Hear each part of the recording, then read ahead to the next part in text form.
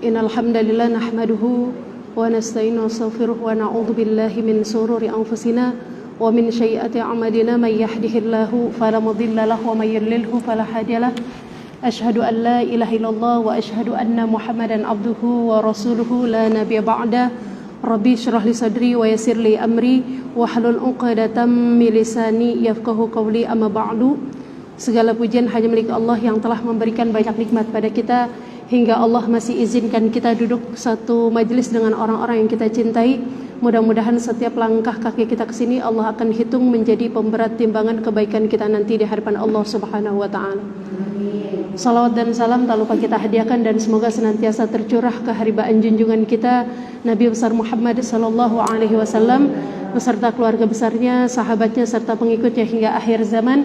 Mudah-mudahan kita termasuk orang-orang yang senantiasa istiqomah di jalannya dan akan terpilih untuk mendapatkan syafaat beliau di yaumil akhir nanti. Amin ya Allah ya rabbal alamin. Apa kabar semuanya Ramadan? Ini hari kedua apa hari pertama nih di sini? Oh, hari sama ya kita. Kirain beda. Kayaknya hampir sama kalau Ramadannya hari Ahad ya, milihnya pada hari Ahad ya. Oh enggak juga. Bismillah, mudah-mudahan ya awal Ramadan ini mudah-mudahan ya semuanya sehat, dimudahkan oleh Allah Subhanahu wa taala. Yang perlu kita mintakan kepada Allah Subhanahu wa taala apa di antaranya adalah keberkahan. Ada yang tahu keberkahan itu apa artinya?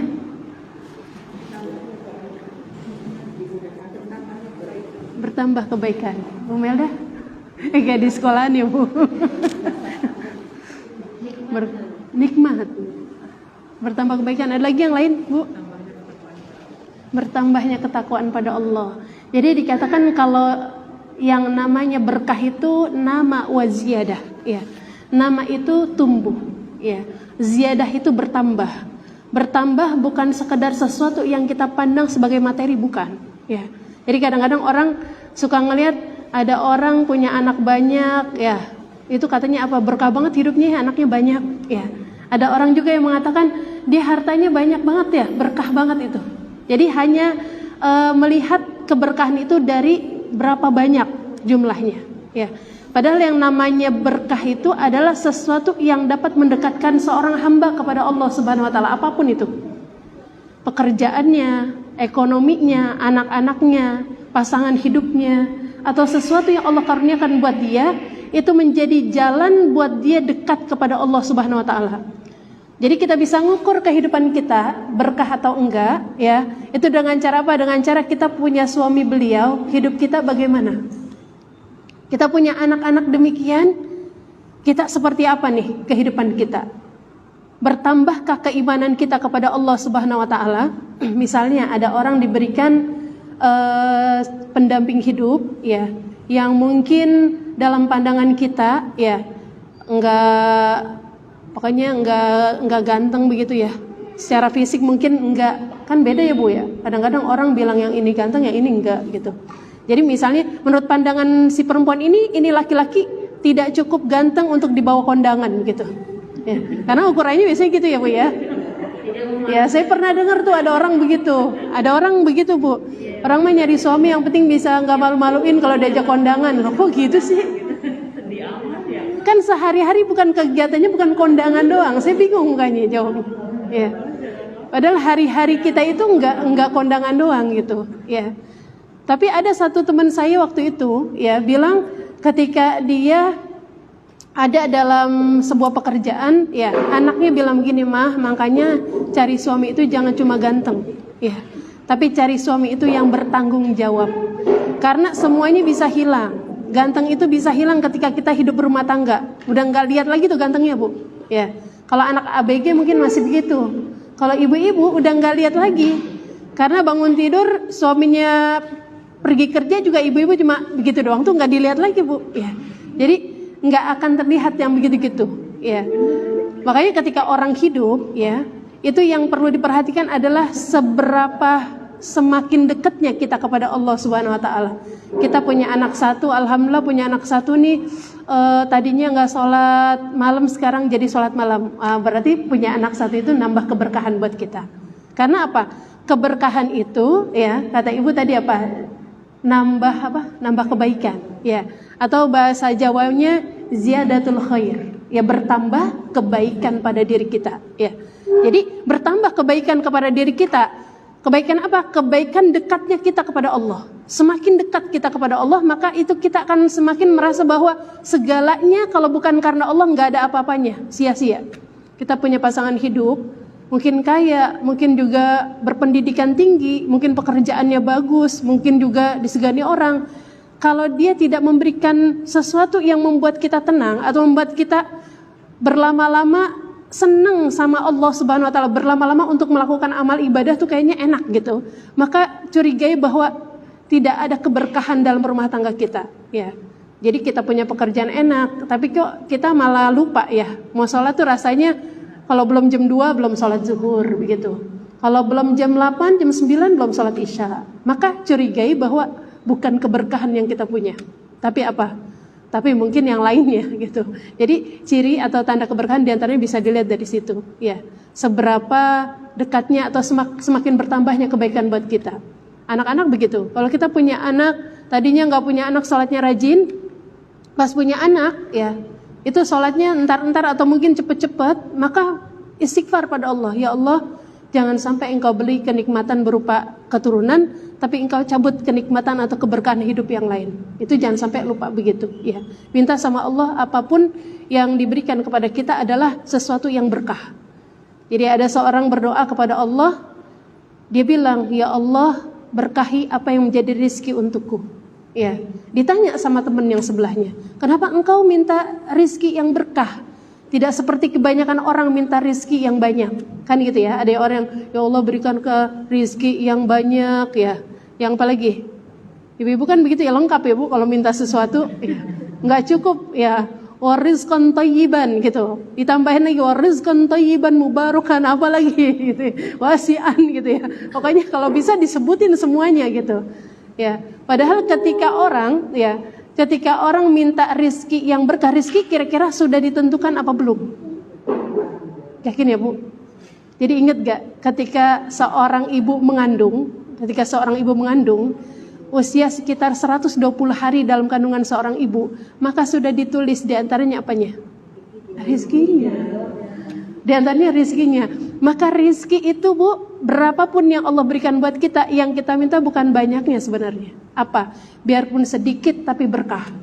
Karena keberkahan itu yang akan menuntun kita menuju kepada kedekatan kita dengan Allah Subhanahu wa taala. Makanya di bulan Ramadan ini yang kita cari apa Bu? Berkahnya.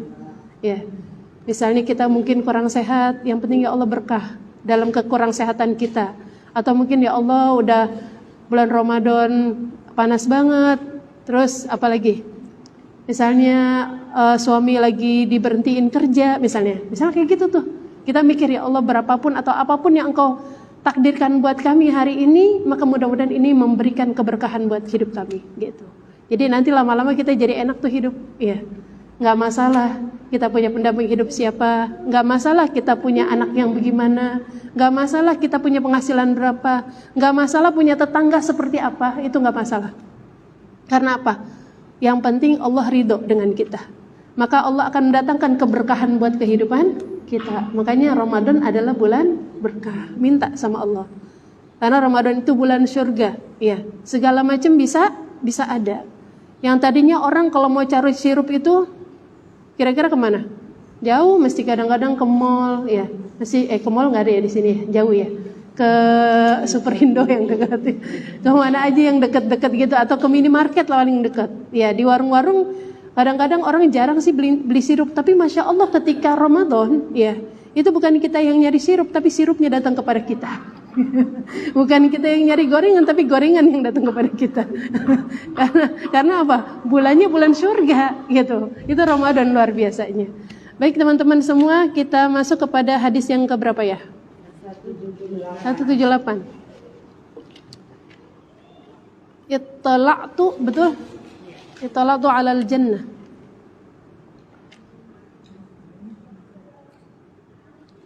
Kita baca dulu ya sama-sama. Bismillahirrahmanirrahim.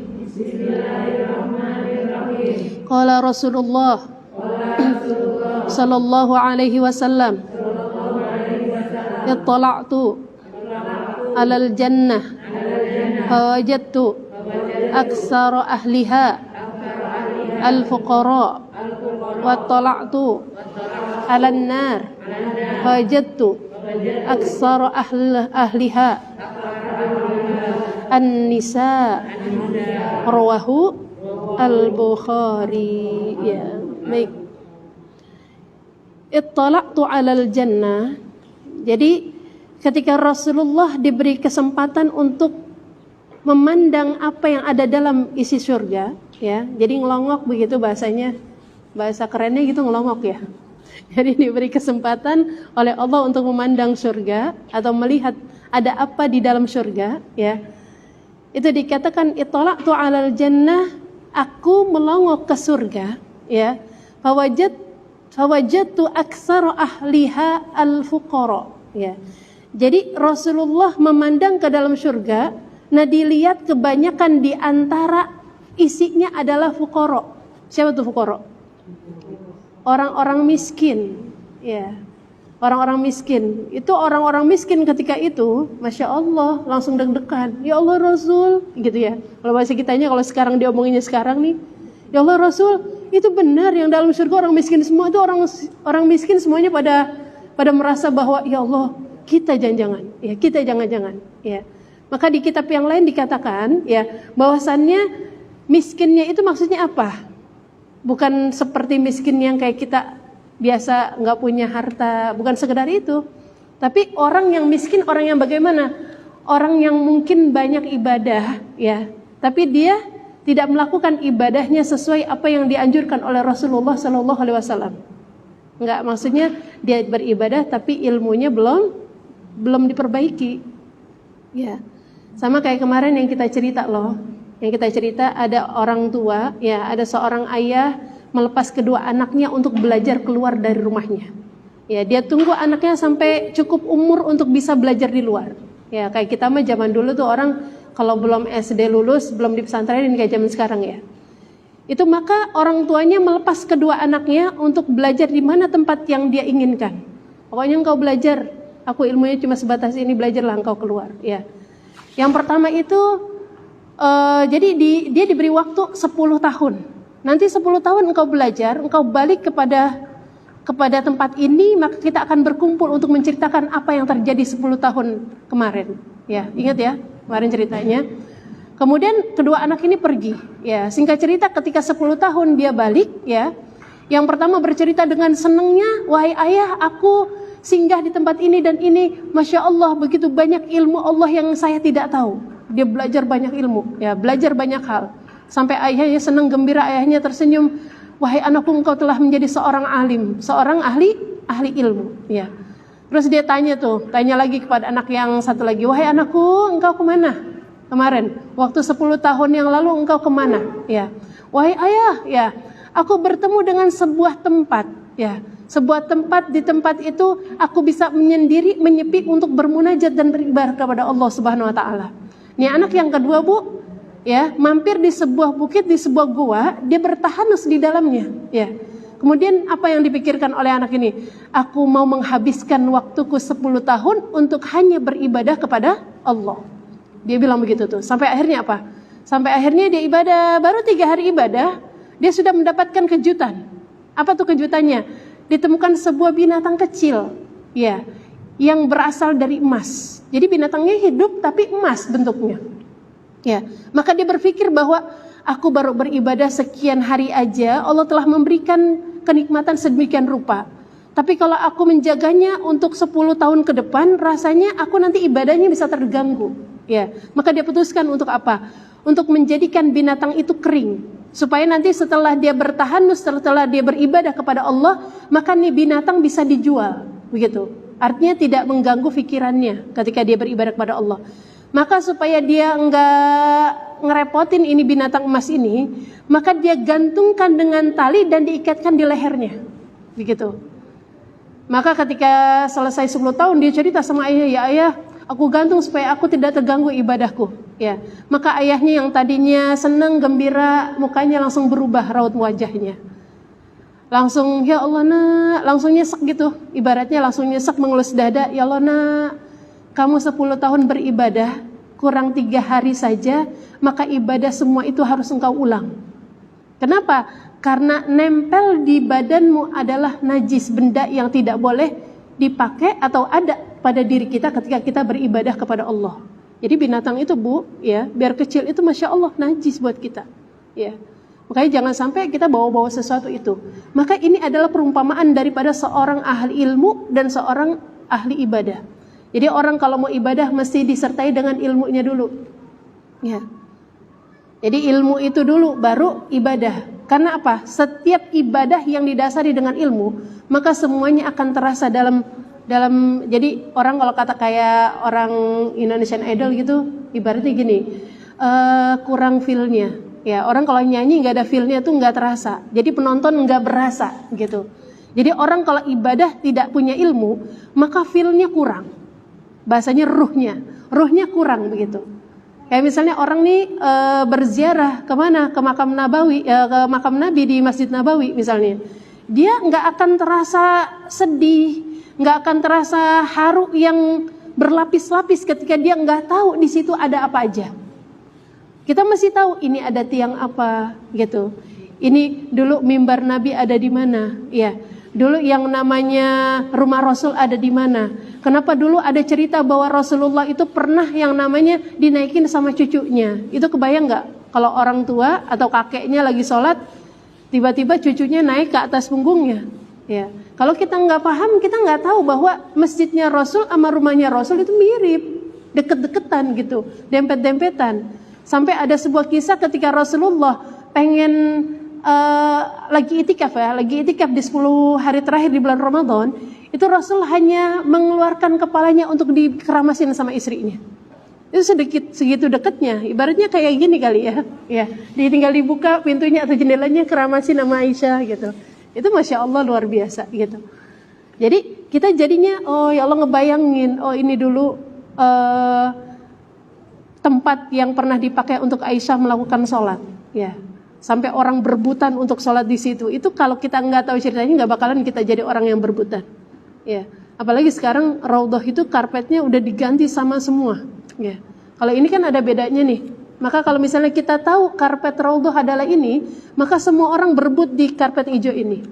Tapi sekarang udah dirubah semua. Nanti kalau ada yang pergi ke sana, katanya sih hijau semua jadinya. Kalau dulu merah, sekarang hijau semua. Ya. Maka kita susah lagi, tapi ada tanda-tanda yang nggak bisa hilang, ya. Ada tiang-tiangnya, ya. Tiang-tiang yang merupakan bagian daripada raudhah, ya. Apa itu raudhah? Raudhah itu adalah ma baina mimbari wa baiti, ya. Di antara mimbarku dengan rumahku itu adalah raudhah min riyadil jannah. Jadi ada taman daripada taman surga. Kalau kita nggak tahu begitu, maka kita sholat di mana aja, Bu? Karena si Askar bilang, Askarwati ya, Askar perempuan bilangnya, silakan sholat di mana aja. Dan kita akan nyari tempat yang sepi untuk sholat. Ya, padahal misalnya ini adalah tiang raudhah, ya, misalnya coklat ini tiang raudhah, maka kita nggak akan berusaha untuk sholat di depan sana. Karena apa? Karena kita nggak tahu keutamaan sholat di sana. Kita pilihnya sholat di sini. Ya, jadi tetap kita kepengen tuh. Kenapa sih ada makom Ibrahim? Supaya tahu kita. Itu adalah tapak kaki Nabi Ibrahim alaihissalam ketika membangun daripada Ka'bah, ya, membangun kembali Ka'bah. Ya. Jadi paling banyak di dalam neraka ternyata Rasulullah menemukan adalah orang-orang fakir, ya. Bisa fakir miskin beneran yang nggak punya harta, bisa juga yang fakir ilmu, ya. Jadi orang banyak beribadah tapi tidak mengerti ilmunya apa, ya. Jadi jangan sampai kita menjadi orang-orang yang rajin, sholatnya rajin banget, ya, puasanya rajin banget, tapi tidak tahu bahwa ada puasa yang diharamkan, ya, ada puasa mungkin yang dimakruhkan, ya, ada puasa yang mungkin memang benar-benar diwajibkan oleh Allah Subhanahu Wa Taala, ya. Jadi kita tidak mengerti. Atau misalnya ketika kita wudu, ketika kita sholat, kita nggak tahu apa-apa yang bisa menyempurnakan setiap ibadah kita, ya. Jadi sholatnya nggak asal sholat gitu, tapi sholatnya bermakna atau ada ruhnya di sana. Ya. Wa talaqtu ala nari wajadtu aksar ahliha an-nisa. Ya. Dan aku menjenguk ke neraka, ya. Jadi di dalam surga itu dikatakan ya tadi kan melongo ke dalam surga itu yang paling banyak di dalam surga adalah orang-orang fakir ya. Tapi di riwayat yang lain itu dikatakan di neraka juga ada orang fakir ya. Yang tadi saya ceritakan itu fakirnya maksudnya fakir ilmu ya. Kalau di sini ya di hadis yang ini alal jannah fawajadtu aktsar ahliha al-fuqara ya. Jadi orang-orang yang fuqara yang miskin itu banyak di dalam surga. Wa talaqtu 'alan nar dan Rasulullah melongo ke arah nar, ke arah neraka, fawajadtu aktsara ahlihan nisa ya. Jadi paling banyak di neraka itu adalah perempuan. Di sini perempuan semua ya? Termasuk kita ya, jangan masya Allah naudzubillah min dzalik. Mudah-mudahan Allah jauhkan kita daripada ancaman daripada yang ini hadis ini ya. Jadi paling banyak di surga itu kalau di hadis ini adalah orang-orang fakir, paling banyak di neraka adalah perempuan. Ya, perempuan yang bagaimana nih kira-kira? Ya, jadi perempuan itu luar biasa Allah jadikan. Ya, manusia halus ya. Kalau perempuan itu manusia halus ya. Perempuan manusia halus ya. Kalau laki-laki manusia kasar ya. Kasar dan halus ya. Nyata dan halus. Kalau kita manusia halus yang masya Allah pakainya itu dominan adalah perasaan. Ya. Dan sebagian besar perempuan itu ya kenapa banyak dipandang oleh Rasulullah ada di dalam neraka ya karena wanita itu seringkali menghilangkan jasa daripada suaminya ya. Itu mah sering banget kita bahas ya. Jadi kalau misalnya dibilang begini ya, ibu-ibu sholat tahajud, ibu-ibu tuh paling cepet sholat tahajud ya. Mungkin kalau di rumah-rumah kita ibu lihat deh, mungkin ada suaminya yang sholat tahajud aja nggak pernah mungkin, ya. Tapi istrinya rajin banget sholat tahajud. Istrinya rajin sholat tahajud, rajin baca Quran, rajin sedekah, ya. Tapi kalau disuruh taat sama suami, tunggu dulu. Gitu ya. Jadi saya pernah itu dapat omongan begitu, ibu-ibu bulan Ramadan jangan sampai lupa ibadah. Sholat tahajudnya karena kemuliaan di malam bulan Ramadan itu masya Allah, ya. Kemudian siangnya itu puasa. Kata ibu-ibu ada yang nyeletuk gini, nggak usah ditanya Pak Ustadz, yang begitu mah insya Allah ibu-ibu mah yang namanya ibadah mah nomor 1 ya. Tapi kalau disuruh taat pada suami baru deh dipikir-pikir dulu. Jadi masya Allah ya, pantas juga kalau misalnya banyak di antara penduduk neraka itu adalah perempuan. Karena kita tuh suka ngungkit-ngungkit, apa sih yang pernah dikasih ke kita ya, udah 10 tahun gak dikasih apa-apa gitu. Iya Bu, itu jasa suami itu mendadak jadi hilang ya. Ya Allah, seumur hidup kita mah boro-boro pernah juga enggak diajakin jalan-jalan. Udah rapi-rapi begini dan begini, diajak ke Alfa juga enggak gitu. Iklan banget ya saya Masya Allah. Jadi kadang-kadang begitu tuh, kita tuh suka begitu ya. Kadang-kadang ibu-ibu juga suka nggak sadar kan bilang gini ke anaknya, nah kamu mah ya Allah dibilangin mulu tapi nggak denger. Padahal tuh anak katanya denger kok, waktu itu kemarin aku kalau disebutin gitu ibunya baru iya sekali doang, enggak kok 2 kali. Ya, itu kadang-kadang gitu tuh. Kadang-kadang kita memang suka ngerasanya paling deh kalau perempuan ya. Pokoknya paling hebat, paling mantep. Ini rumah kalau nggak ada ibu mah nggak bisa beres begitu. Pokoknya semuanya jasa ibu lah seolah-olah. Ya. Padahal ya kita mah kewajiban kita memang di rumah ya ngeberesin. Itu kalau suami kadang-kadang nggak masalah kalau rumah berantakan Bu. Benar gak Bu? Kan ada suami yang udah nggak apa-apa mah capek-capek ngurusin ini itu gitu. Ada suami yang kayak gitu tuh. Ya. Tapi kebanyakan kitanya yang nggak bisa gitu ngeliat berantakan. Akhirnya apa? Kita sapuin, kita pel, abis itu kita ngedumel. Nyopuin mulu nih, berantakan mulu. Naruh anduk sembarangan, naruh sendal sembarangan, naruh baju sembarangan. Ya, itu kerjaan kita tuh, kerjaan perempuan. Ya. Padahal mah suami tuh nggak masalah. Ya. Justru ketika istrinya nggak suka ngerapiin, maka amal soleh istri nggak ada. Kalau suaminya nggak begitu. Ya. Jadi kalau laki-laki ada yang ngambil bajunya dari bawah langsung ditarik, berantakan nggak Bu? Ada nggak yang begitu suaminya? Akhirnya ibu-ibu olahraga kan dari pagi, masya Allah. Olahraganya ngapain? Olahraganya beresin pakaian, nggak beresin pakaian ngomel lah paling enggak ya. Itu olahraga mulut ya. Kayaknya butuh banget untuk menyalurkan omongan perempuan.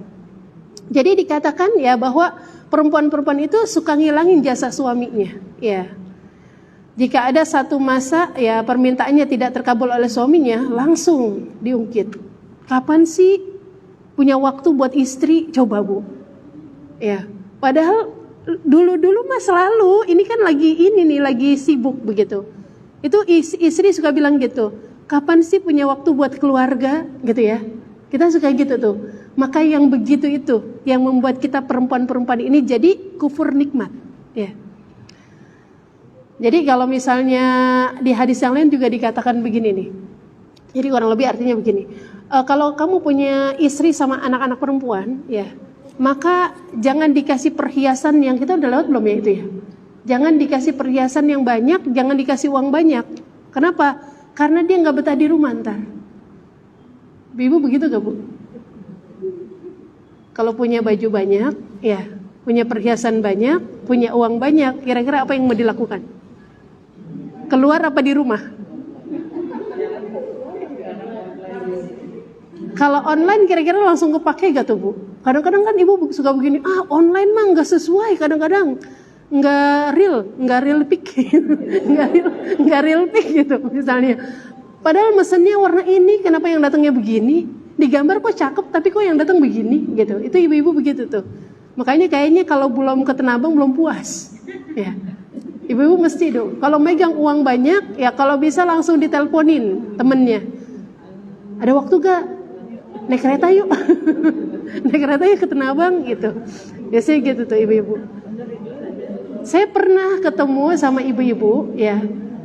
Saya bilang ya Allah kalau ke Tanabang pusing banget ya milih macam-macam. Mendingan saya mah kalau buat kebutuhan saya nitip aja. Kalau nitip kan enak. Yang dibeli adalah yang kita perlukan. Ya. Kata orang sebelah saya apa? Ya udah ntar kalau mau beli apa-apa kasih saya aja asal dia dikasih ongkos 20.000. Masya Allah. Segitu senengnya orang belanja. Ya. Yang penting dia yang jalan, yang penting kasih ongkos, nggak apa-apa nggak beli juga. Saking sukanya itu perempuan jalan-jalan, ya. Saking sukanya perempuan itu ngelihat belanjaan, itu luar biasa. Padahal nggak beli ya. Kayaknya kalau di Saudi paling bahagia itu tukang jualan Bu, kalau dibuka lagi. Karena apa? Kalau nggak ada orang Indonesia sepi yang beli. Kalau di Indonesia kan orang Indonesia apa aja dibeli, mulai dari pacar kuku, ya, sampai apa? Ya dari yang kecil sampai yang besar itu perempuan. Kalau bisa beli karpetnya di sono, padahal pas ke Tanabang lah ini yang kayak di sono.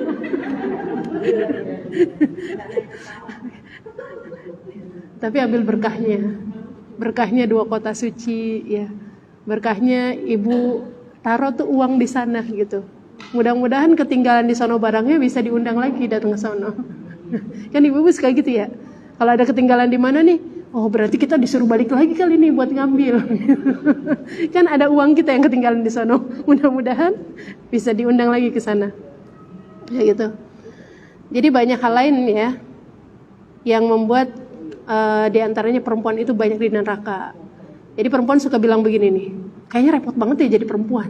Ya suka gitu ya. Harus tertutup, harus begini begitu. Padahal itu merupakan kemuliaan seorang perempuan. Ya. Jadi ketika Rasul hadir, ya, itu perempuan-perempuan yang tadinya tidak bernilai, maka diberikan apa? Diberikan nilai, diberikan tutup-tutup yang rapat, ya. Supaya apa? Supaya semuanya menjadi kebaikan, ya. Kalau misalnya kan kalau kemarin tuh saya ngelihat beberapa hari yang lalu tuh YouTube-nya Kartika Putri, ibu suka lihat gak? Ya, iseng aja kemarin ngelihat, ternyata anaknya pulang. Saya pengen tahu nih, katanya kalau orang tarim itu sampai tangannya nggak kelihatan. Jadi pakai baju tuh nggak kayak kita nih. Kalau kita kan suka kelihatan ya Bu. Ya. Jadi tangannya suka kelihatan. Itu kalau orang tarim tuh sampai begini nutupin tangannya. Saya pengen lihat ya. Ketika anaknya beliau pulang itu masya Allah Bu. Ya, memang tertutup rapat banget. Sampai tangannya ya, tangannya kelihatan dikit tuh langsung diginiin Bu. Ya, kelihatan begini doang nih. Kan salaman ya sama orang tuanya ya, itu langsung diginiin, dia tahu bahwa itu lagi dalam keadaan syuting gitu, lagi di syuting ya. Itu luar biasa, ya. Bagaimana pesantren di sana itu mendidik orang-orang untuk menjadi soleha, ya. Kayaknya pantas kalau terjaga, ya.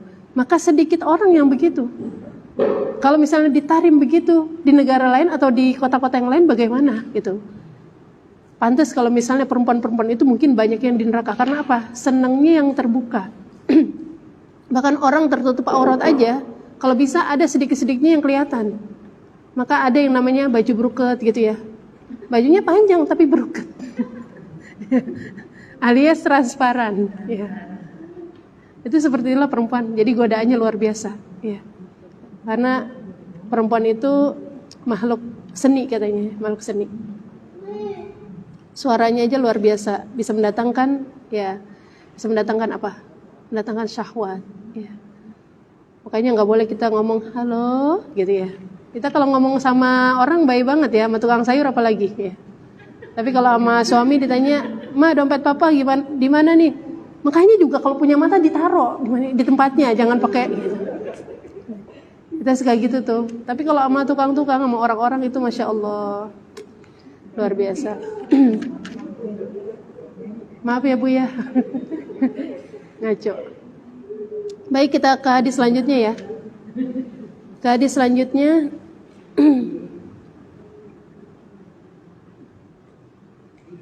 Kita baca lagi. Bismillahirrahmanirrahim.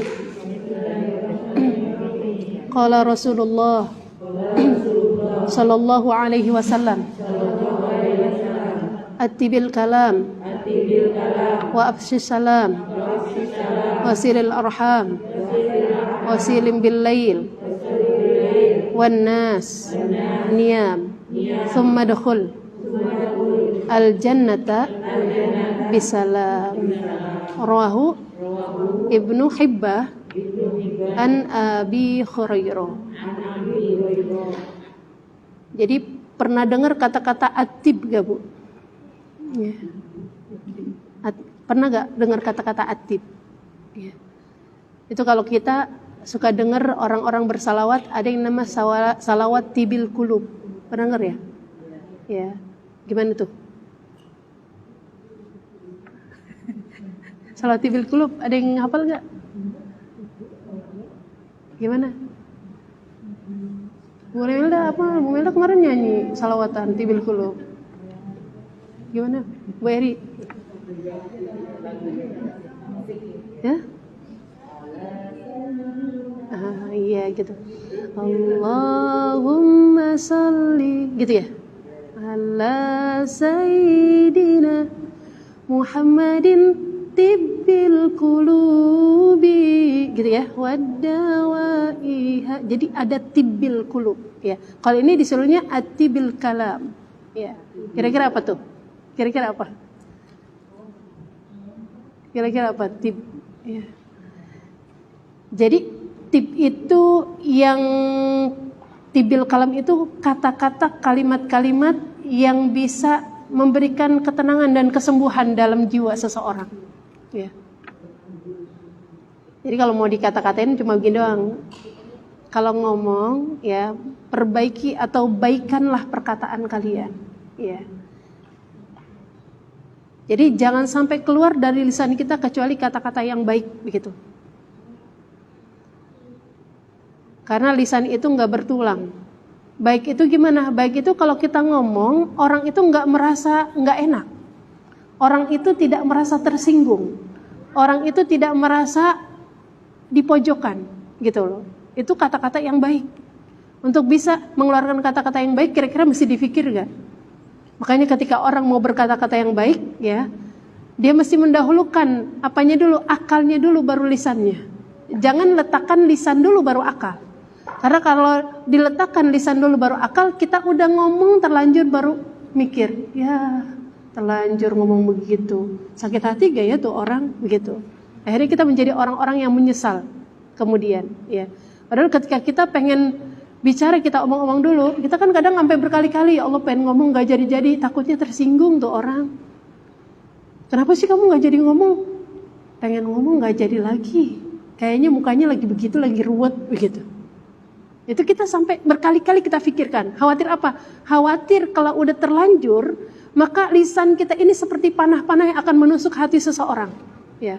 Kalau sekedar nusuknya telinga, ya itu masih mending. Tapi kalau nusuknya ke hati, maka hati itu ibarat kayu yang ketika tertusuk kata-kata yang jelek, maka seperti ada paku-paku yang akan menusuk di sana.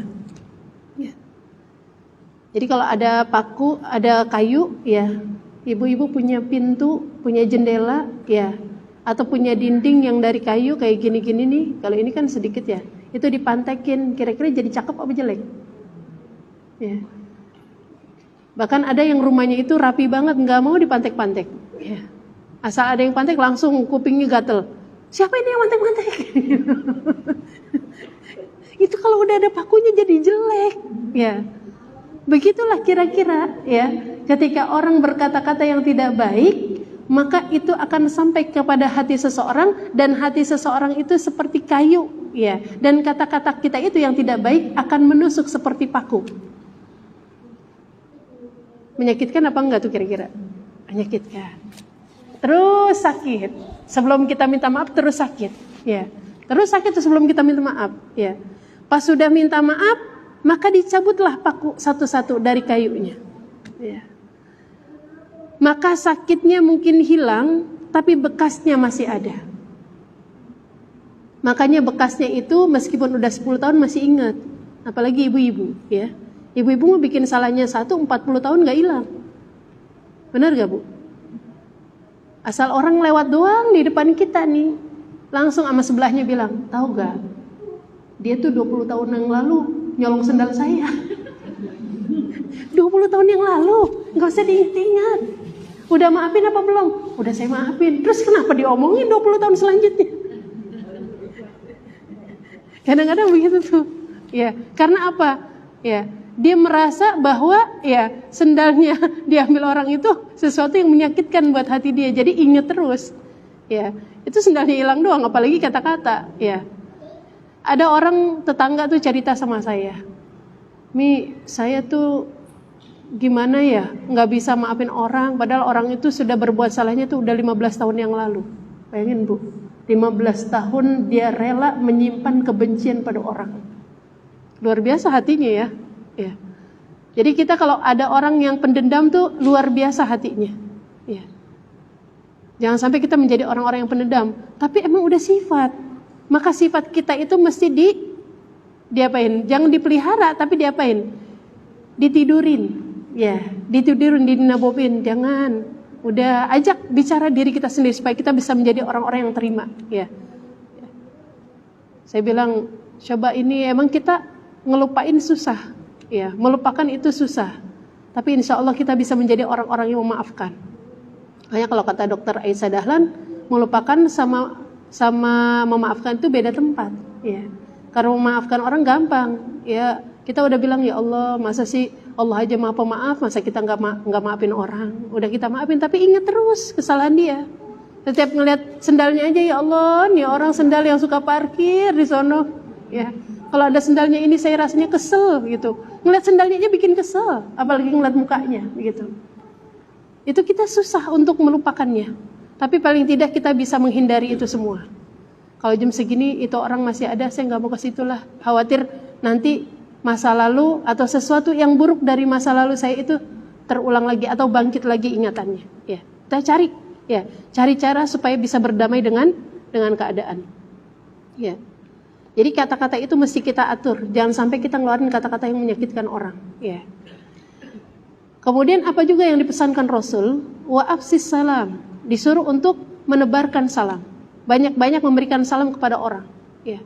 Karena ketika kita memberikan salam kepada orang, maka yang kita ucapkan adalah doa. Kita mohon kepada Allah mendoakan dia yang kita temui dan kita berikan salam kepadanya.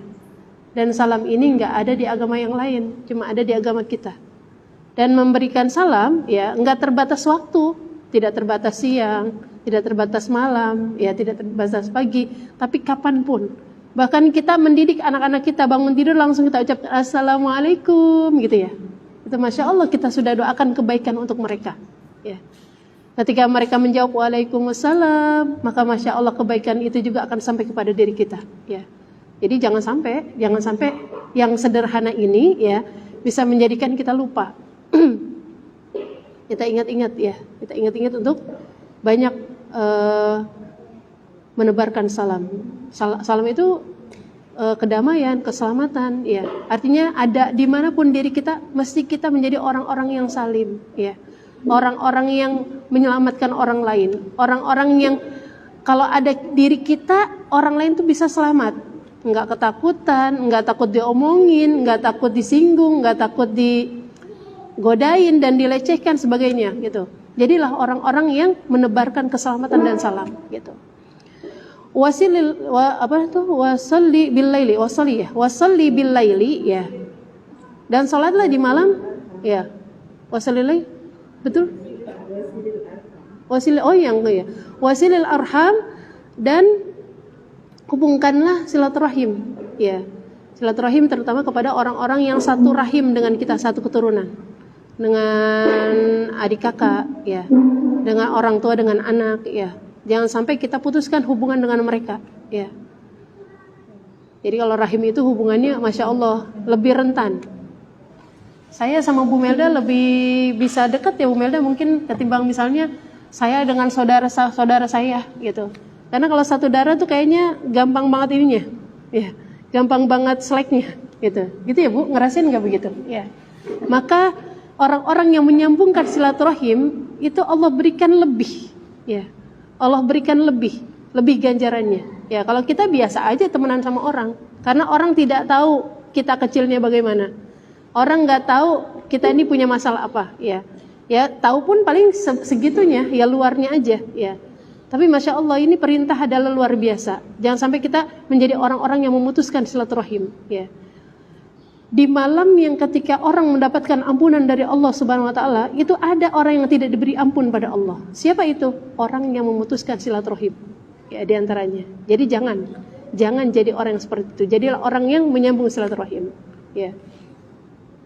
Dengan cara apa? Banyak caranya. Ya, di antaranya dengan apa? Dengan sering memberikan sesuatu pada orang lain, ya. Kita punya apa nih? Apalagi Ramadan, ya. Ramadan itu berbagi takjil, ya. Sesuatu makanan yang pertama kali dia makan untuk apa? Untuk membatalkan puasanya, ya. Maka pahalanya akan sampai kepada dirinya seperti pahala orang yang berpuasa. Di sini ada ya? Satu hari berapa orang tuh? Piket ya? Sebulan dapat berapa kali putaran? Cuma sekali, Masya Allah. Semuanya satu komplek ikut.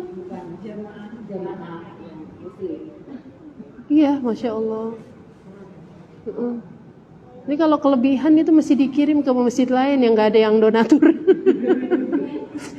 Ada tempat-tempat tertentu yang Masya Allah agak susah ya, karena memang keadaannya kondisinya susah ya. Padahal ketika kita bersedekah tidak harus menunggu mapan, tidak harus menunggu mampu ya. Karena dari yang kecil itu kita berlatih. Nanti kalau punya yang besar jadi nggak khawatir lagi untuk mengeluarkan sesuatu yang besar. Ya. Wasalli bil laili dan salatlah di malam hari. Wan nasu niyamun ketika manusia yang lain, ketika orang-orang yang lain dalam keadaan tidur. Ya, itu yang utama tuh, ya. Itu orang-orang yang kita ceritakan tadi apa? Summa dukhulil jannata bisalamin. Maka kata Rasulullah itu orang-orang yang tiga itu, ya, maka akan dapat keutamaan untuk apa? Untuk dimasukkan oleh Allah ke dalam surga. Dikatakan bisalamin dengan selamat. Jadi kalau pengen masuk surga dengan selamat, maka adalah di antara kita yang begitu, yang perkataannya baik, ya, yang senang kita untuk menebarkan salam. Ada 4 ya. Wasilul arham dan orang-orang yang suka menyambung silaturahim dan senang untuk bangun tahajud. Ya. Kalau nggak bisa yang 4, pilih deh berapa gitu. Jangan sampai sama sekali kita tidak melakukan ini. Kalau ngaji, kenapa sih orang ngaji kalau bulan puasa libur? Ya itu menghindari ngomong-ngomong. Ini saya jadi ada dosa lagi nih ngomongin orang. Begitu ya. Mudah-mudahan nggak ada yang tersinggung ya Bu. Kalau ada tersinggung ya alhamdulillah, ya gak Bu Dian?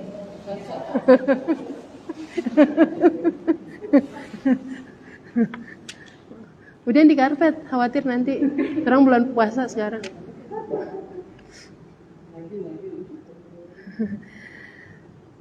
Lanjut ya Bu. Sampai jam berapa Bu Melda? Aduh.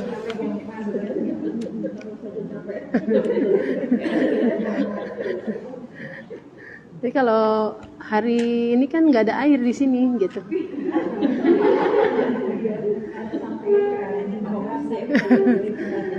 Harusnya ngabuburit ya. Cuma ngabuburit kita kan jadi upik abu di dapur ya. Jadi kemudian ya kita baca lagi deh. Ada yang mau ditanya sampai sini, ibu-ibu? Ya. Kalau yang orangnya yang hadis sebelum ini yang tadi itu yang di neraka banyak perempuan itu artinya memang secara sifat seperti itu ya Ustazah. Jadi bukan artinya itu karena memang jumlah wanita yang lebih banyak dari pria itu enggak ya? Enggak. Karena sifatnya itu tadi. Karena sifat itu tadi. Jadi karakter perempuan. Ya. Jadi kita masih paham nih kalau perempuan itu apa ininya. Potensi-potensi perempuan. Kita kan kadang perempuan tapi nggak merasa bahwa kita itu menarik begitu loh. Menarik untuk diapain? Untuk dimasukin ke dalam neraka. Nauzubillah min dzalik. Jadi dari apa aja kita sangat berpotensi ya. Kita pikir sholat malam kita udah cukup untuk menandingi seorang suami mencari nafkah. Enggak gitu loh. Kita pikir bacaan Quran kita sudah cukup ya. Menandingi laki-laki yang begini dan begitu. Belum tentu ya. Karena perempuan itu banyak luar biasanya. Ya. Banyaklah yang membuat kita berdosa ya. Kita kadang-kadang sholat malam tapi dalam batin kita merasa bahwa ya Allah, orang mah ar-rijalu kan qawwamuna 'alan nisa gitu. Jadi sambil ngelihat itu di atas kasur ada suami gitu. Tapi kita sholat. Tapi kita bilang dalam batin kita, ya Allah suami apa sih dia? Bukannya bangunin istri, malah istrinya sholat, suaminya tidur. Ini hati-hati yang begini, ya. Jadi sama aja, mendingan temenin aja suaminya, ya. Itu ibu-ibu ada yang cerita, saya mami nggak bisa kalau sholat tahajud, kenapa? Suami minta temenin mulu. Ya udah, sholat tahajud makan sunnah, ya. Nemenin suami wajib. Jadi milihnya yang mana? Tapi kan kita nggak ada ibadahnya. Lah nemenin suami juga ibadah. Kata siapa nemenin suami nggak ibadah? Ya. Ibu ngaji di sini kata suami, "Ma, aku kan liburnya cuma minggu doang nih. Sabtu kemarin aja aku masuk. Tolong dong temenin aku." Ya temenin suaminya. Terus ngajinya gimana? Ya ngajinya bisa online. Ngajinya bisa online. Ya. Cuma emang kalau ngaji online itu ya ruhnya beda. Ya. Ruhnya beda, ya. Kalau di sini kan kalau salah bisa dicubit langsung, Bu. Ya. Ibu-ibu nih ada yang bagaimana langsung cubit aja, ya langsung jitak. Kalau di online mau kesel ya susah, gitu. Itu kurang lebih begitu. Jadi masya Allah kita mesti paham. Minta sama Allah, ya Allah mudah-mudahan kita ini jadi perempuan, ya, jadi perempuan yang benar-benar baik, ya. Kalau belum baik maka berusaha untuk menjadi orang baik, ya. Kan masih dikasih kesempatan nih hari ini, alhamdulillah masih Allah beri kehidupan. Ya, masuk Ramadan siapa yang nangis?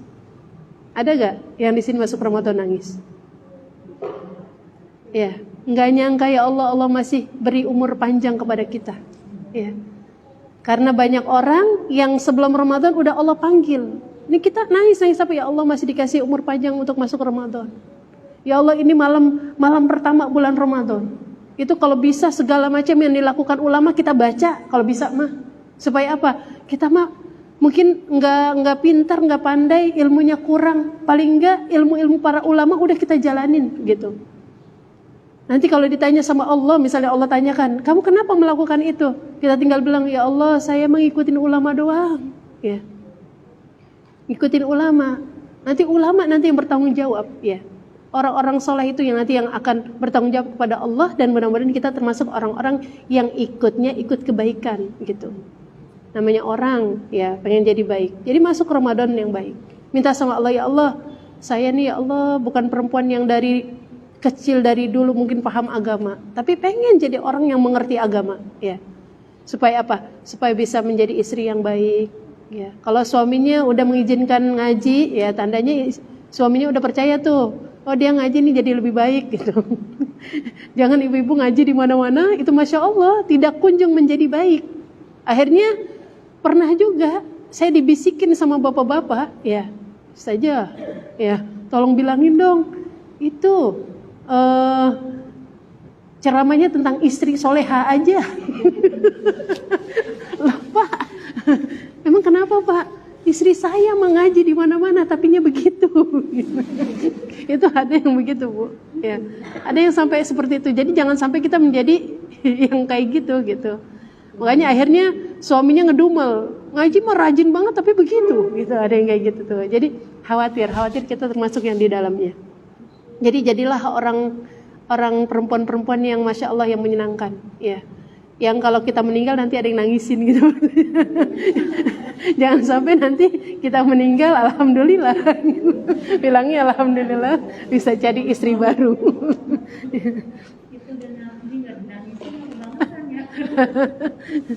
Kan kalau katanya begitu, mata yang kanan nangis, mata kiri udah ngelirik yang mana yang mau jadi istri yang lain. Ya.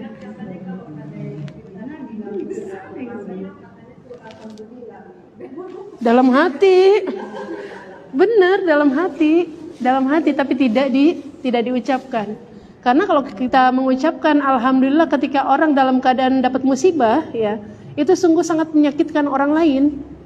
Ya, kita dalam takziah atau kita jenguk orang sakit aja, kita mesti tahan-tahan bicara. Ya, jangan sampai pembicaraan kita itu bisa justru menambah terpuruknya dia, menambah sakitnya dia. Kalau bagaimana gitu, pokoknya sampai kita takut-takut lah mau ngomong, khawatir dia nggak suka begitu. Makanya disuruh kita segera ngeliat orang sakit segera, ya takziah juga segera, jangan ngerumpi aja di situ. Ya, justru nanti malah menimbulkan kesedihan buat keluarganya gitu. Ya.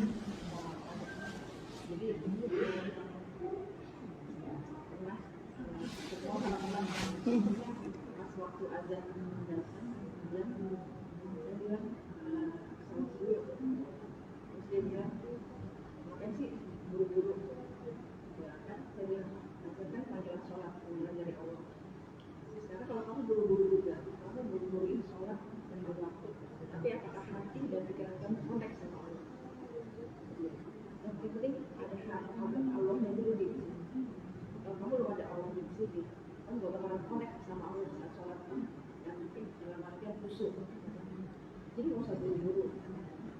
Ya udah, maksudnya santai aja gitu. Jadi nggak usah buru-buru kan masih panjang waktunya. Ya sebenarnya di sisi ada sholat perjalanan Allah. Jadi kita itu nggak usah buru-buru. Yang penting Allah dulu di sini. Kalau kamu belum ada Allah di sisi, ya bahkan connect kamu sholat, karena hati dan pikiran kamu kemana-mana tidak ke Allah. Nah, jadi yang menanggapi semua itu bagaimana saja. Sebenarnya kita ngajakin dia sholat tepat waktu. Tapi dia bilang, kalau buru-buru pun untuk apa? Hati kamu, pikiran kamu, dan ilmu kamu tidak boleh sama. Karena kita sholat harus connect sekali sama Allah. Mungkin dalam artian khusus itu bukan masalah sholat, kita kalau buru-buru. Gak usah buru-buru, maksudnya kalau azan gak usah buru-buru datang gitu. Gini, azan ini aku sholat dulu. Jadi terkesan pada ini gitu kayak Islam gitu lah terkesan. Jadi udah pelan-pelan aja. Nanti sholat itu semua harus connect. Hati pikiran kita harus connect sama Allah. Karena harus ada Allah dulu di hati. Baru kita bisa kamu sholat. Jadi makanya bukan sholat aja. Itu kayak gitu kan. Lalu kita ngajakin dia sholat tepat waktu. Ya, sholat tepat waktu tuh di waktunya ada waktu afdol, ya. Berapa jam setelah azan gitu. Jadi nggak mesti misalnya azan langsung sholat sih ya. Nggak mesti azan langsung sholat kalau sholat tepat waktu, ya. Jadi kita ada keutamaannya tuh ketika orang sholat, ya. Ada waktu afdolnya, ada waktu yang masih boleh sholat mana, ada waktu yang makruhnya gitu. Itu ada pembahasan kalau di fikih nanti tanya sama Ustaz Bahrul ya. Jadi ada waktu-waktu sholat tuh. Cuma kita tuh khawatir jadi orang-orang yang lalai, maka ketika dengar azan kita pengennya langsung, ya. Tapi ketika Rasulullah aja memerintahkannya kalau misalnya ada hidangan udah disiapin, kita mau sholat makan dulu. Supaya apa? Supaya nanti bisa khusyuk sholatnya. Ya. Artinya ketika kita mau sholat, kita dalam keadaan ngapain? Ya. Kalau misalnya kita lagi keadaan ngaji, ya, maka kita mungkin bisa diingat-ingat nanti selesai ngaji jam berapa kira-kira. Ya. Kalau misalnya sholat jamaah itu lebih baik daripada misalnya sholat tepat waktu tapi sendirian, gitu. Ya udah ikut ngaji dulu, karena kan sholat jamaah hukumnya apa? Sholat jamaah hukumnya apa?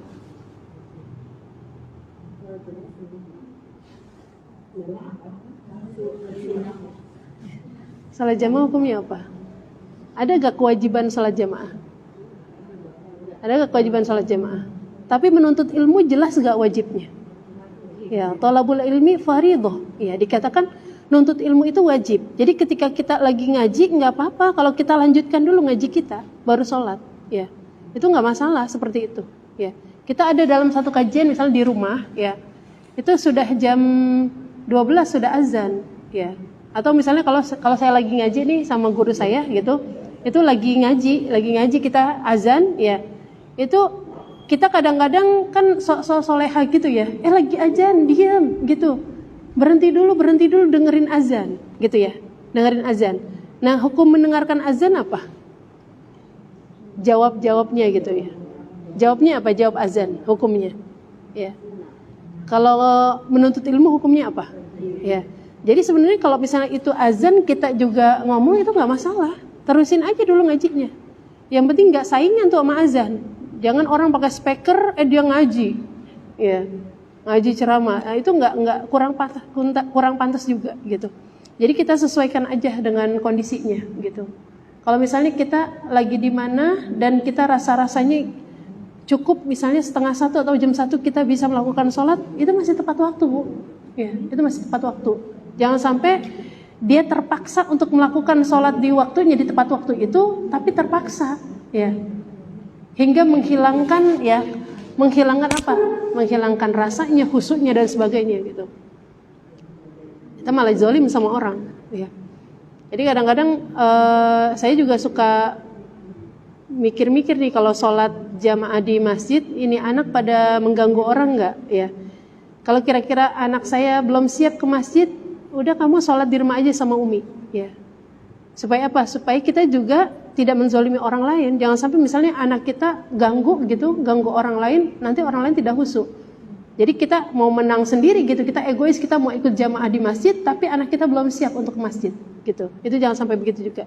Jadi dikasih pengertian. Bukan berarti masjid tidak ramah dengan anak, bukan, ya.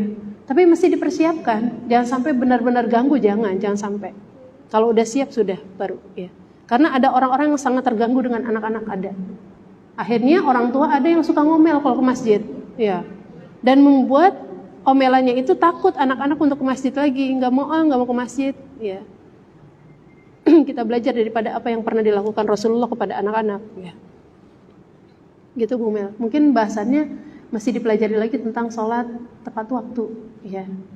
Memang sholat tepat waktu itu adalah diantara amalan yang paling dicintai sama Allah, ya. As-sholatu ala waktiha. Jadi amalan apa yang dicintai oleh Allah diantaranya adalah as-sholatu ala waktiha, sholat pada waktunya. Dan waktunya itu nggak mesti zuhurnya jam 12 kita sholat jam 12, nggak mesti, ya.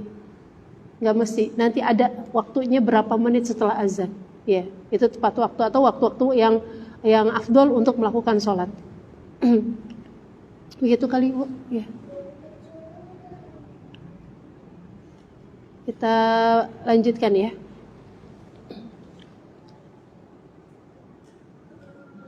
Kita baca lagi Bismillahirrahmanirrahim. Qala Rasulullah sallallahu alaihi wasallam, Athfalul mu'minin fi jabalin fil jannah wa yakfuluhum Ibrahimu wa Sarrah hatta yarudduhum ila abaihim yaumal qiyamah. Rawahu Al-Baihaqi an Abi Hurairah. Atfalul mu'min, anak-anak orang mukmin, ya, fi jabalin fil jannah, itu berada pada suatu bukit fil jannah, di dalam surga. Jadi anak-anak orang mukmin yang mana nih yang wafat ketika kecil? Ya, ada anak-anak bayi yang wafat ketika bayi, ya. Atau ketika belum balik begitu, ya. Maka dikatakan di sini bahwa mereka anak-anak orang mukmin itu berada fi jabalin fil jannah, ada di bukit-bukit di dalam surga. Wa yakfuluhum Ibrahim wa Sarrah, ya. Dan akan dijaga oleh siapa? Oleh Nabi Ibrahim dan Siti Sarah. Jadi Nabi Ibrahim sama Siti Sarah jagain itu anak-anak, ya. Kadang ibu-ibu kan suka gini, ya Allah masih kecil, tapi kalau yang udah paham udah, karena itu investasi, ya. Sampai kapan Nabi Ibrahim dan Siti Sarah menjaga mereka? Hatta yaruddahum ila abaihim yaumal qiyamah. Sampai nanti Siti Sarah ini akan dan Nabi Ibrahim akan mengembalikan anak-anak ini kepada orang tua mereka. Ya. Kapan itu? Di hari kiamat. Kita pernah dengar ada anak-anak yang nantinya akan membawa baki-baki yang berisi air dari telaga Kausar. Ya. Jadi mereka nanti akan bawa itu tuh, akan mencari mana orang tuanya.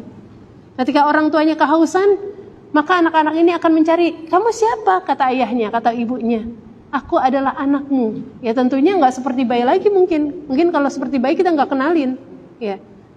Makanya diceritain di situ tuh nanti orang tuanya ini nggak tahu ini siapa, kamu siapa? Kok baik banget bawa-bawa air kepada kami gitu. Maka nih anak akan mengatakan, aku adalah anakmu. Ya. Itu orang kalau lagi habis minum air dari telaga Kausar, satu teguk aja, maka akan hilang kehausan selamanya. Itu luar biasa. Dan telaga Kausar itu milik daripada Rasulullah SAW. Ya, itu milik beliau, hautnya. Ya, telaganya itu milik Rasulullah SAW. Ya. Jadi, masya Allah ini luar biasa, hiburan buat orang-orang yang kehilangan anak ketika kecil. Ya. Dan insya Allah, kalau anak kecil kan suka sampai ditahlilin ya. Sebenarnya sih nggak ditahlilin juga masya Allah bersihnya, sucinya mereka. Ya, tapi mudah-mudahan bisa mengingatkan kita ya, kepada kematian bahwa anak kecil aja yang baru hidup kadang-kadang kalau ngelihat tuh kalau lagi ziarah ya nyekar misal ke kuburan itu ngelihat ya Allah tanggalnya cuma sehari ya dibikinin nisan gitu. Ada yang misalnya cuma 2 hari, ada yang seminggu hidupnya ya. Itu masya Allah gitu. Sebegitunya kita untuk mengingat kematian. Ya. Dan mudah-mudahan anak-anak kita ya yang Allah ambil ketika masih kecil, mudah-mudahan itu akan menjadi tabungan kita, ya. Tabungan kita untuk kita kembali kepada Allah biar diringankan. Karena dikisahkan juga nanti anak-anak ini ketika diberi perintah sama Allah untuk malaikat masukkan mereka ke dalam surga. Ini anak-anak enggak ada yang mau masuk surga, ya. Ya Allah, aku enggak mau masuk surga. Kenapa enggak mau? Kamu nggak perlu melakukan hisab. Jadi anak-anak kecil ini kan nggak dihisab, ya karena belum balik ya, belum mukallaf ya. Mereka belum dibebani dengan syariat agama ya. Nanti anak-anak kecil ini akan mengatakan kepada Allah, ya Allah, aku pengen masuk surga, tapi bersama ayah ibu kami.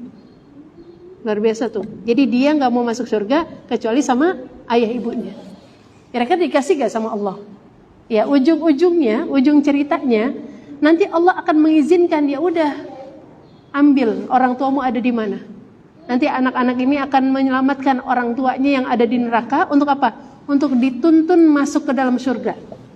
Itu luar biasa, ya. Kalau yang nggak punya anak meninggal masih kecil ya jangan sedih juga. Ya. Berarti ada amalan lain yang insya Allah Allah persiapkan untuk bisa menjadi bekal kembali kepada Allah dan masuk juga ke dalam surga. Ya. Artinya itu Allah sudah persiapkan kita. Ya Allah, mungkin amalan saya yang lain gak bisa masukin saya ke surga, tapi Allah ambil ini anak saya masih kecil. Itu kadang-kadang kita mikirnya gitu tuh. Ya Allah, saya dijadiin orang susah. Ya Allah, mungkin ada manfaat, ada hikmah ketika aku menjadi orang susah. Ya Allah, orang-orang enak banget ya bisa di rumah. Kita kemana-mana, insya Allah ada maksud Allah. Ya. Jadi udah husnuzon aja dengan apapun yang Allah takdirkan. Nah kita dikit-dikit tuh belajar hadis ya. Meskipun nutur-nutur ya, namanya juga belajar kecil-kecilan ya. Mudah-mudahan bisa paham paling tidak ya. Paling tidak kita belajar satu baris atau satu hadis. Mudah-mudahan bisa menambahkan ketaatan kita kepada Allah. bisa lebih paham, bisa kita melakukan sesuatu itu lebih baik lagi. Oh iya, jangan sampai kita menjadi orang-orang yang diancam untuk masuk neraka. Jangan sampai tidak termasuk kita jadi orang-orang yang dijamin untuk masuk surga. Itu misalnya begitu, ya.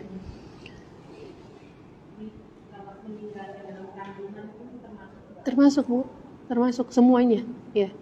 Semuanya. Ya. Tapi jangan ya. Ya berapa aja. nggak ada keterangannya berapa ya. Insya Allah ketika orang sudah mengandung ya, maka mudah-mudahan dia menjadi tabungan kita. Udah doanya gitu aja. Jangan misalnya kita nanyanya terlampau sesuatu yang membuat kita sedih. Misalnya kita nanya, kira-kira yang bisa membawa kita ke surga umur berapa ya? Kalau hamilnya baru seminggu bisa gak? Ya, Bismillah, ya, Bismillah, husnudzon sama Allah. Mudah-mudahan Allah berikan ya rahmat kepada kita, kasih sayang kepada kita itu lebih. Ya, makanya kalau ada guru saya itu bilang gini, kalau kita ya masuk bulan Ramadan itu bulan rahmat, maka undang rahmatnya Allah untuk datang kepada kita. Ya, kita nih suka caper kan, anak-anak itu sama orang tua. Anak banyak nih, ada gak yang suka caper? Ntar dia berantem lah sama temen, ya ntar dia teriak-teriak lah. Ini capernya anak nih. Kira-kira nih anak kalau caper pengen diapain? Pengen disamperin sama orang tuanya, pengen ditanyain. Maksud dia tuh bukan ngerusuh beneran, tapi dia pengen jadi orang yang ditegur sama orang tua. Ya, maka caper-caperlah kepada Allah supaya rahmatnya Allah turun kepada kita. Maksudnya gitu loh. Capernya gimana? Apain ke? Ngapain ke di bulan Ramadan? Ya, ngapain aja, kerjain apa aja gitu. Nah, ketika anak kita ya meninggalnya, ya husnuzon aja, meninggalnya misalnya baru 2 minggu hamil, ya, atau baru 1 bulan hamilnya tapi udah keguguran, ya. Bismillah, mudah-mudahan ya Allah ini harusnya bisa jadi anak gitu. Nanti bahasanya panjang kalau misalnya, tapi di USG katanya ovumnya itu kosong gitu. Nanti panjang lagi tuh nanyanya sama siapa tuh? Sama dokter kali kalau begitu. Jadi misalnya nggak keguguran tapi dia masih hamilnya hamil anggur, nanti ditanyain begitu lagi, repot lagi. Pokoknya kalau misalnya orang yang sudah berbentuk anak lah ya, sudah berbentuk anak gitu. Karena katanya kalau baru berapa bulan pun itu keluar ya, keluarnya udah berbentuk ya. Udah berbentuk kayak ada matanya gitu loh. Ada gak yang pernah keguguran di sini? Saya diceritain sama orang gitu tuh. Katanya baru berapa minggu, katanya kan nggak usah pakai di ini ya, nggak usah pakai di kuret katanya. Nanti keluar sendiri ya, alamiah. Itu saya diceritain sama temen, katanya mules-mules, tiba-tiba kayak orang melahirkan, keluar gitu, keluar di kamar mandi. Itu dia perhatikan tuh, katanya udah ada matanya, ya, udah berbentuk lah, ada calon tangannya gitu. Itu yang begitu mungkin ya, yang begitu yang mungkin ya nanti akan diasuh sama Nabi Ibrahim dengan Siti Sarah di bukit-bukit yang ada dalam surga. Ya husnuzon, mudah-mudahan berapapun usia kandungan kita, ketika anak-anak itu kembali kepada Allah, mudah-mudahan dapat meringankan nanti ya perhitungan di hadapan Allah, mudah-mudahan. Husnuzon ya. Karena Allah itu sesuai dengan prasangka hambanya. Prasangka kan yang baik-baik tentang Allah ya. Mudah-mudahan kebaikan itu akan sampai kepada kita ya. Begitu ibu-ibu ya. Ada lagi? Udah ya?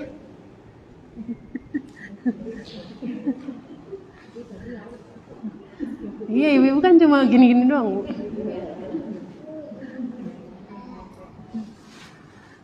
Nanti dikit-dikit insya Allah mudah-mudahan ya. Sambil cari tahu terutama tentang fikih puasa ya, dibaca-baca lagi ya. Supaya puasa kita bisa lebih banyak nilainya. Kalau misalnya standarnya dapat 70, paling tidak bisa 80, bisa 90 kita dapatkan ya. Cari ilmu tentang puasa ya, dicari-cari. Dari siapa aja yang kita enak dengerin ya. Jadi siapapun bisa memberikan kebaikan buat kita ya. Yang penting husnuzon kan begitu. Ya Allah, saya dapat ilmu dari siapa aja. Ya silakan ya. Jangan membatasi harus dari dia ilmunya, enggak ya. Insya Allah Allah akan berikan kebaikan dari mana aja. Anak kita bisa jadi kebaikan buat kita, bisa jadi pemberi ilmu buat kita, suami kita bisa ya.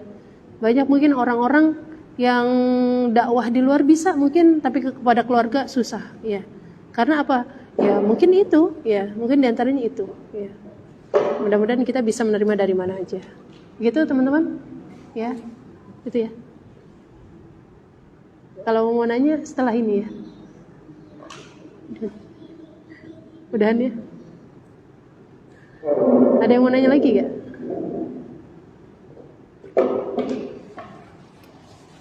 Baik, kita baca doa. Astaghfirullahaladzim, astaghfirullahaladzim, astaghfirullahaladzim. Alhamdulillahirabbil alamin. Hamdan yuafi ni'amaka fi majidah ya rabbana lakal hamdu wal syukru kama yanbaghi li jalil karim wa 'azimi sultanik. Allahumma shalli ala Muhammad wa ala ali Muhammad wa sallim wa radallahu kulli sahabati Rasulillah ajma'in. Allahumma anta rabbi la ilaha illa anta khalaqtani wa ana 'abduka wa ana 'ala ahdika wa wa'dika mastata'tu wa a'udzu bika min syarri ma sana'tu wa abu laka bi ni'matika alayya wa bi dhanbi faghfir li fa innahu la yaghfiru dhunuba illa anta. اللهم إنا نعوذ بك من أن نشرك بك شيئا نعلمه ونستغفرك لما لا نعلمه. اللهم إني أعوذ بك من الهم والحزن وأعوذ بك من العجز والكسل وأعوذ بك من الجبن والبخل وأعوذ بك من غلبة الدين وقهر الرجال. اللهم نور قلوبنا بنور هدايتك كما نورت الأرض بنور شمسك أبدا أبدا. اللهم إنا نسألك رضاك والجنة ونعوذ بك من سخطك والنار. اللهم إنا نسألك السلامة في الدين وعافية في الجسد وجادة في العلم وبركة في الرزق وتوبة قبل الموت ورحمة عند الموت ومغفرة بعد الموت. اللهم حوين علينا يا الله في شقارة الموت ونجاة من النار وعفو عن الحساب. رب اجعلني مقيم الصلاة من ذرية ربنا وتقبل دعاء. رب حبل من الصالحين رب حبل من الصالحين رب حبل من الصالحين. رب اغفر لنا ولوالدينا ولجميع المسلمين والمسلمات والمؤمنين والمؤمنات الأحياء منهم والأموات. ربنا تقبل منا إنك أنت السميع العليم وتب علينا إنك أنت التواب الرحيم. سبحان ربك رب العزة عما يصفون وسلام على المرسلين والحمد لله رب العالمين. سبحانك اللهم وبحمدك أشهد أن لا إله إلا أنت أستغفرك وأتوب إليك. بالله التوفيق والهداية والسلام عليكم ورحمة الله وبركاته.